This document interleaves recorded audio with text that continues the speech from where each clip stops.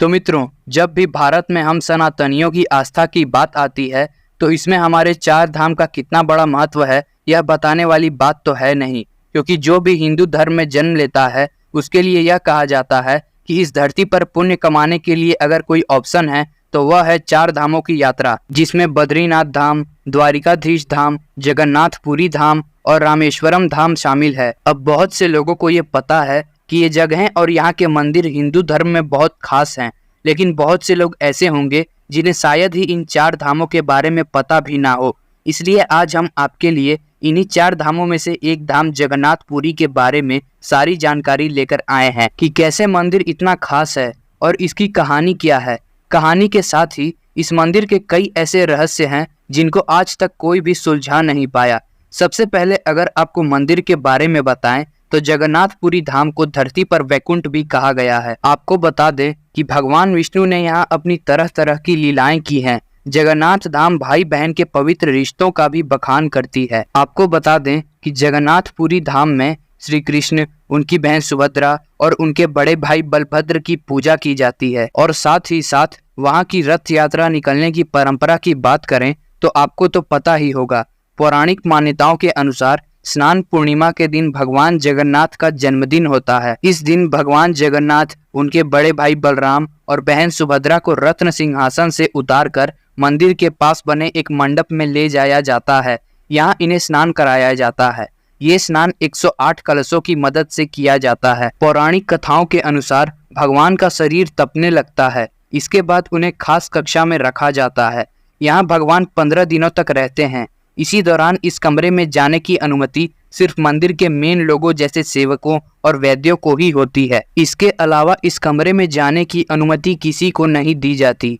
इसी बीच भगवान जगन्नाथ की जगह अलारनाथ की प्रतिमा की मंदिर में पूजा पाठ की जाती है। जिसके बाद 15 दिन उस कमरे में भगवान समय बिताकर जब कक्ष से बाहर निकलते हैं तो वे लोगों को दर्शन देते हैं। इसे नव यौवन नेत्र उत्सव कहा जाता है। इसके बाद भगवान जगन्नाथ बहन सुभद्रा और बड़े भाई बलराम के साथ बाहर आते हैं और अपने रथ पर बैठकर भ्रमण करने यानी घूमने निकलते हैं। जो रथ यात्रा निकलती है उसकी खासियत ये है कि भगवान जगन्नाथ, उनके बड़े भाई बलराम और बहन सुभद्रा के रथ को कोई भी इंसान खींच सकता है। इसका नमूना आपको हर साल रथ यात्रा में देखने को मिल सकता है, क्योंकि हर साल भगवान के रथ को खींचने के लिए भक्तों की होड़ लगी रहती है। सभी इस रथ को खींचकर पुण्य का भागी बनना चाहते हैं। कहते हैं कि भगवान के रथ को खींचने से लोगों को जीवन काल के चक्र से मुक्ति मिल जाती है। अगर हिंदू धर्म की बात करें तो भगवान के लिए सभी एक समान हैं। इसलिए रथ यात्रा में किसी धर्म, जाति विशेष जैसी चीजों को स्थान नहीं दिया जाता। बल्कि एक बार तो सुप्रीम कोर्ट में रथ यात्रा निकालने को लेकर एक मुस्लिम शख्स ने भी गुहार लगाई थी। अब आप ये समझ गए होंगे कि मंदिर में क्या होता है, लेकिन अब हम आपको बताएंगे इस मंदिर से जुड़े कुछ ऐसे रहस्य जिसे आपने शायद ही सुना होगा। नंबर 1, मंदिर के शिखर पर स्थित ध्वज हमेशा हवा के विपरीत दिशा में लहराती है। ऐसा क्यों होता है, ये अभी भी एक रहस्य बना हुआ है। एक और अद्भुत बात इस ध्वज से जुड़ी है, वो ये कि ये हर रोज बदला जाता है और उसे बदलने वाला भी उल्टा चढ़कर ध्वजा तक पहुंचता है। मान्यता है कि यदि एक दिन भी इस ध्वजा को ना बदला जाए तो मंदिर के द्वार 18 साल तक बंद हो जाएंगे। नंबर 2, मंदिर के शिखर पर एक अष्ट धातु से बना हुआ सुदर्शन चक्र है। इस चक्र को नील चक्र भी कहा जाता है और इसे बहुत ही पवित्र माना जाता है। इसकी खास बात यह है कि यदि किसी भी कोने से, किसी भी दिशा से इस चक्र को आप देखेंगे तो ऐसा लगता है जैसे इसका मुंह आपकी ही तरफ है। नंबर 3, श्री जगन्नाथ भगवान के मंदिर में स्थित रसोई दुनिया की सबसे बड़ी रसोई मानी जाती है। इसमें एक साथ 500 के करीब रसोई और 300 के आसपास सहयोगी भगवान के प्रसाद को तैयार करते हैं। दूसरा, प्रसाद पकाने के लिए 7 बर्तनों को एक दूसरे के ऊपर रखा जाता है और प्रसाद पकने की प्रक्रिया सबसे ऊपर वाले बर्तन से शुरू होती है। मिट्टी के बर्तनों में लकड़ी पर ही प्रसाद पकाया जाता है। सबसे नीचे वाले बर्तन का प्रसाद आखिर में पकता है। हैरान करने वाली बात तो ये है कि मंदिर में प्रसाद कभी भी कम नहीं पड़ता और जैसे ही मंदिर के द्वार बंद होते हैं प्रसाद भी समाप्त हो जाते हैं। नंबर 4, मंदिर के अंदर नहीं सुनाई देती लहरों की आवाज। यह किसी भी रहस्य से कम नहीं लगेगा कि मंदिर के सिंह द्वार से एक कदम भी आप अंदर रखें तो आपको समंदर के लहरों की आवाज सुनाई नहीं देगी। विशेषकर शाम के समय आप इस अद्भुत अनुभव को अच्छे से महसूस कर सकते हैं। लेकिन जैसे ही मंदिर से बाहर कदम रखेंगे आपको स्पष्ट रूप से लहरों की आवाज सुनाई देगी। नंबर 5, समुद्री इलाकों में हवा का रुख दिन के समय समुद्र से धरती की तरफ होता है, जबकि शाम को उसका रुख बदल जाता है।